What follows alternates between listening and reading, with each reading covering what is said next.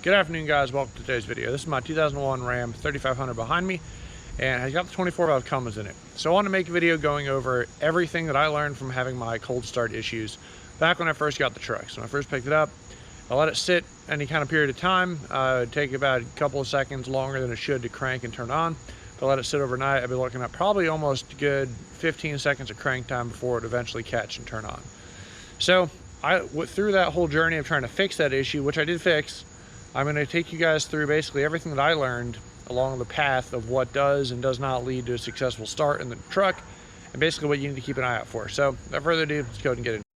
So as you can see behind me, I actually need to get a new battery. This one is going dead. Sparked the thought about doing this video. Charging up real quick so I can get the truck going and get some stuff taken care of. Really went dead out of the blue, but the first thing I wanted to go ahead and tell you guys based on this is low voltage. If your truck cranks over at a moderate pace, people have said the starter can be the problem, battery can be the problem, whatever. I know this battery's bad because I took it off, tested it, and it was going out. So I'll get them replaced soon here.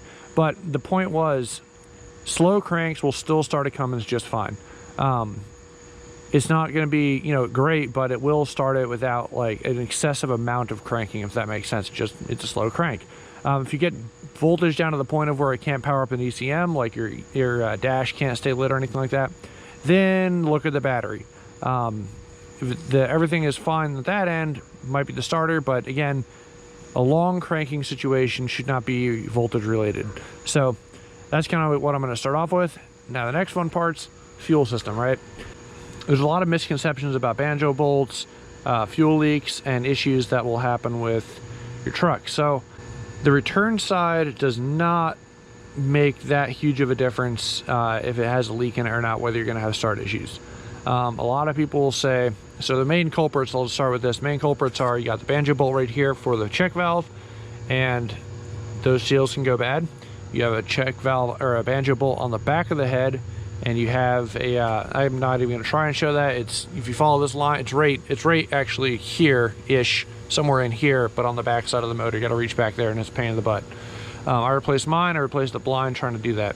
You got a return valve T-fitting, which sits up in there. If you had to look into this, you know what I'm talking about. It connects right here, and it runs back. And then you got your lift pump and everything else. So the first fix I tried to do, I kind of narrowed it down. I had a feeling it was a fuel drain back issue. I had pulled my fuel valve right here, or fuel connection. When I pulled it out, there was no fuel that would drip out of the VP44. So obviously the fuel had drained back to the tank somehow. I have an air dog on here. I don't know what generation it is, but something was letting fuel drain back to the tank. So I put a check valve in it. That was my first fix. So I'm running a check valve right now. And it did fix it for a while, but it eventually got worse, and then it started coming back. The next issue, the order of things that I replaced stuff in, went ahead in the rear Banjo bolt. Like I said, it felt a little damp back there. It might have been leaking, but that wasn't the culprit. Replaced it, no change. I also replaced the grid heater. That only kicks into effect, we're talking like sub 32 degrees or colder. Mine will kick on at sub 65 degrees for a couple seconds to help assist with the start, but not going to prevent a long cranking situation or cause that. Don't worry about it. The check valve in there. So it was my interpretation that the fuel went up to the VP44 and stopped at the check valve. It's not really a check valve, it's a flow regulator is a better way to think of it, as a fuel pressure regulator. So it opens up fully at 14 psi. So the idea is it maintains at least 14 psi behind that check valve to the pump. Otherwise you'd have fuel going in and straight back to the return line without it ever building enough pressure to actually maintain the pump and do anything it needs to do. So that's to keep fuel basically freely from flowing around the entire system. So next up, that wasn't the problem. Next up, I replaced, I noticed I started smelling fuel, and it became worse, my issue. And I started seeing fuel issues around the rail area. It's like, okay, sweet. So I got a leak at the heads, and now we're getting closer to where there's a problem. So my issue turned out to be a leak at the heads caused by bad crossover tubes. It was leaking right at the connector. Because I didn't understand how to take out crossover tubes, I'm not a diesel mechanic or professional in this. I went ahead and replaced the hard side fuel lines first. Went on eBay, found a kit, and they're not the best fitting fuel lines, but they work, and they've been working for a couple thousand miles now. I think about 10,000, 11,000 ish, something like that. Miles with the setup, no problems. Turns out crossover valve. So I have a video on that as well, linked above. but replaced the crossover tubes, sorry, and they run from here to the injector.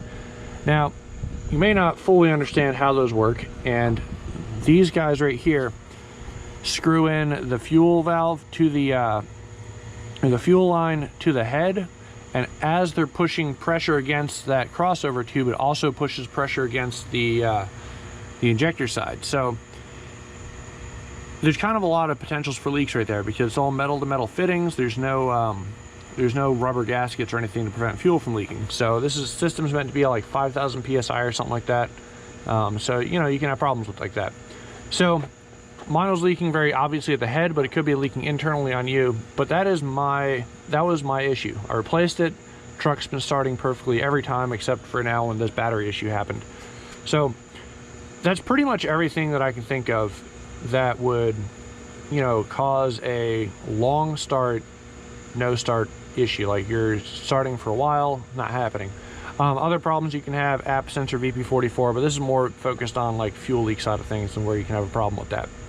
But the return line on this, even with AirDog, goes back through the stock hat and everything. So I'm quite confident that's not an airtight system, which is why I don't think it's going to be a cause for your cold start on the return side if you may have a leak in there or not, because it does flow back straight to the open tank tube over there.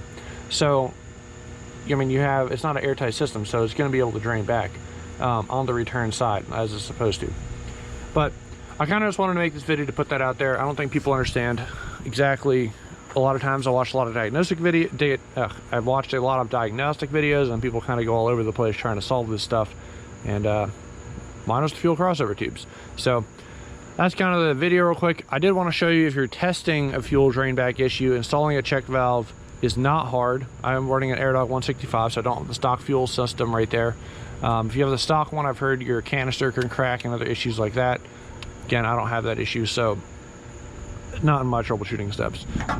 Underneath my truck, this is the AirDog right here, and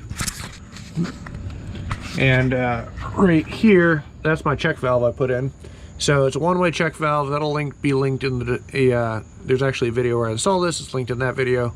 The video isn't installing this exact one, but I had to change it because the previous one I had swelled up and was not compatible with diesel fuel, even though I said it was. But yeah, so AirDog line, this line runs straight to the VP44. So I left it in here because I don't really want to try and patch that, and it's not leaking. And I figure if there is a drain back issue with this particular AirDog, that'll stop that on that end. So I'm just leaving it there. So that's going to do it. I'm sure I missed a few things here and there. If you are watching this video and you have more knowledge on the Cummins, this generation specifically, first, please double check it before you go posting comments saying, trying to direct people on how to do their life with their trucks. Stuff expensive. So if you don't know for a fact that that's actually what the thing is, please don't post it up. But that's all I got to ask on that. But that was my issue. So I'm not, once again, I'm not a professional. I don't know how to diagnose this thing with a computer or using like any kind of crazy stuff. That's why it took me forever to figure out my issue.